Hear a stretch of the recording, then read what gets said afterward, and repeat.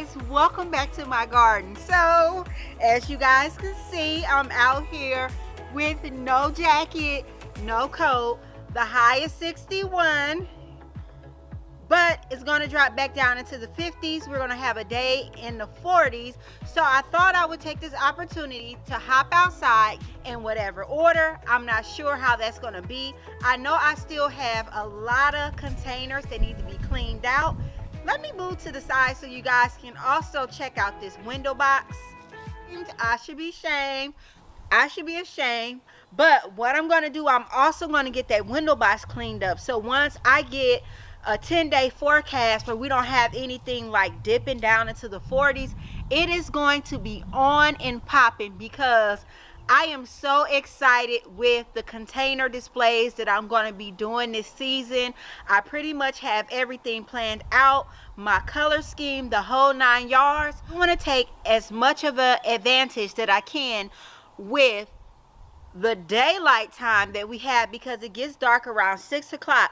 So maybe I'll be able to get these window boxes cleaned out. I feel like when you're working in your garden, it's like a continuous thing.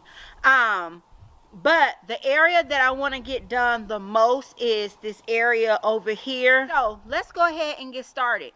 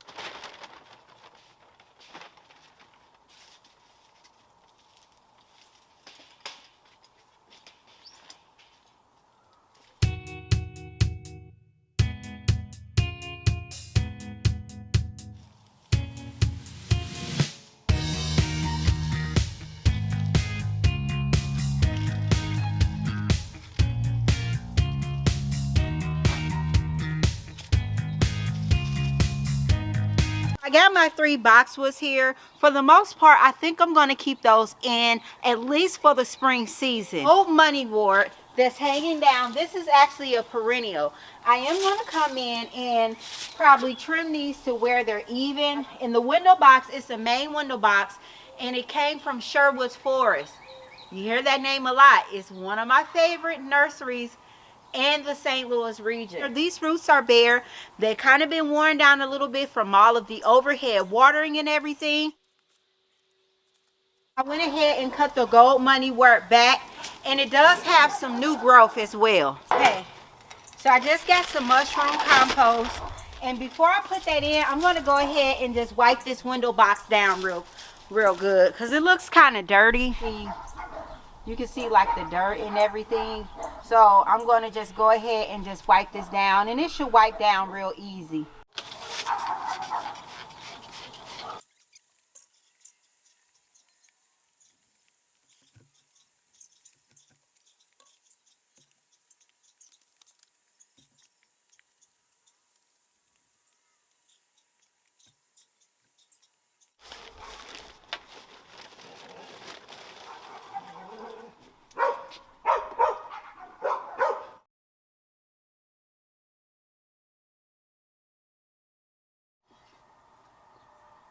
When I go in to plant these up for the spring season, I'll go in and remove some of the compost. That way it doesn't slow down my drainage, because I want to make sure I don't provide an environment that's soggy and boggy.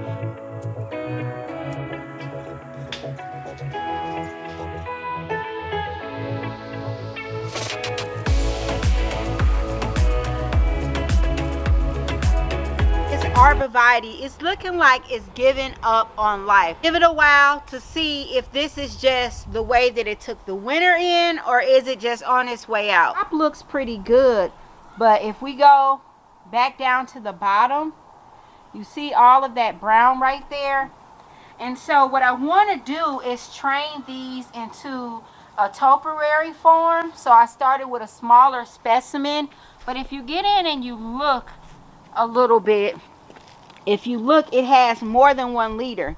So if I cut this one out here, so if I went in and whacked this one out and let this one be the leader, most of the dead is on this one towards the middle of it. So if this one does not bounce back, then what I'll do is I'll go ahead and I will just pop these out and put something new in its place. The show last year was beautiful and amazing.